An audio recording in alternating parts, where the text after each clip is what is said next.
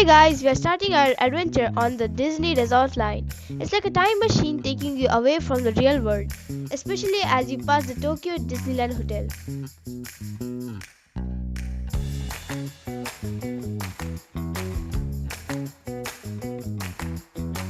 Walking through the World Bazaar, we ran into Pearla.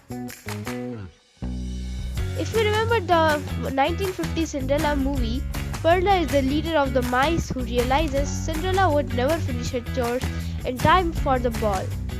She is the one who organizes the birds and mice to sew the first spring dress while Cinderella is busy working.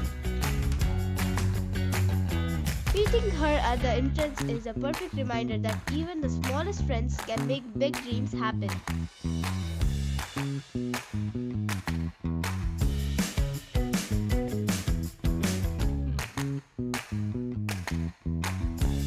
Next, we headed straight to heart of the park, Cinderella Castle.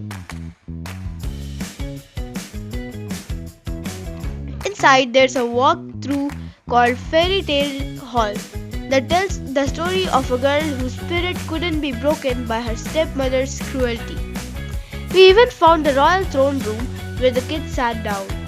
It's the ultimate symbol of the story's message that kindness and a dream is a wish that your heart makes.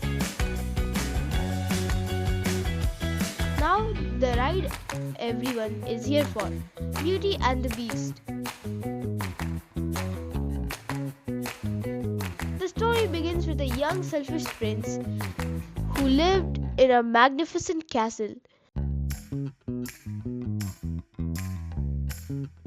One cold night, an old beggar woman came to his door offering a single rose in return for shelter.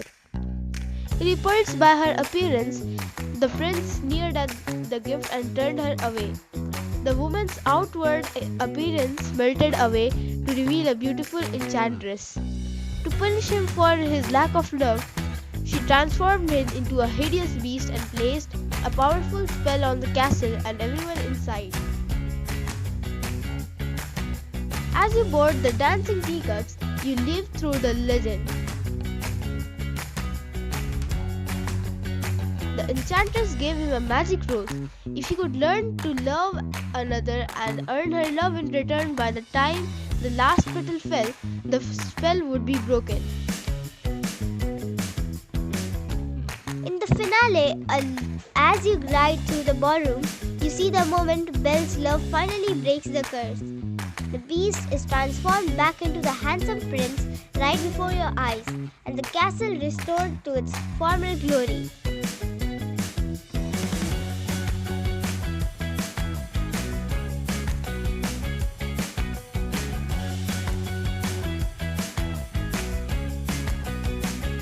Time to swap magic for the Force at Star Tours.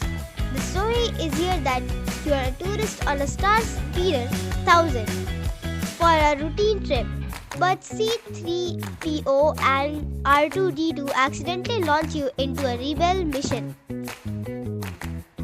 Because the missions are randomized, you might end up escaping Boba Fett or flying through the Battle of Hoth.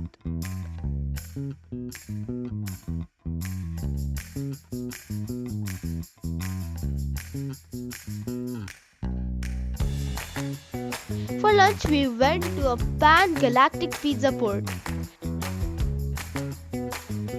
This place has a hilarious backstory. The manager is an alien named Tony Solaroni from the planet Pizzarola. He's constantly stressed out because his giant pizza matic machine is breaking down while he tries to supply pizza to the entire galaxy.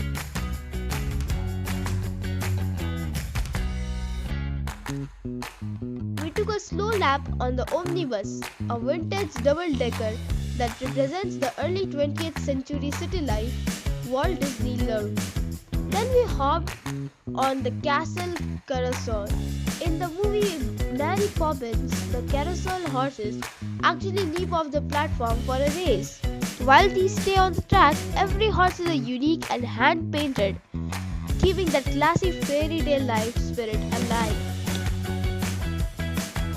We ended our day with the most colorful, high-energy parade I have ever seen. Minnie's Wonderland.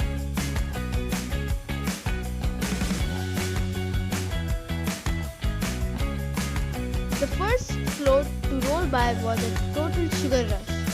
It's this massive towering candy castle covered in lollipops and sprinkles. Then came the classic princesses. We saw Cinderella in her iconic blue gown, Belle in her golden ballroom dress, and Aurora looking absolutely radiant.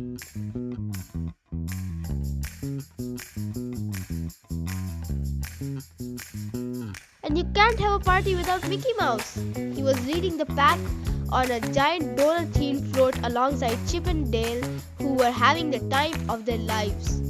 The music was so catchy, even the crowd couldn't help but dance along.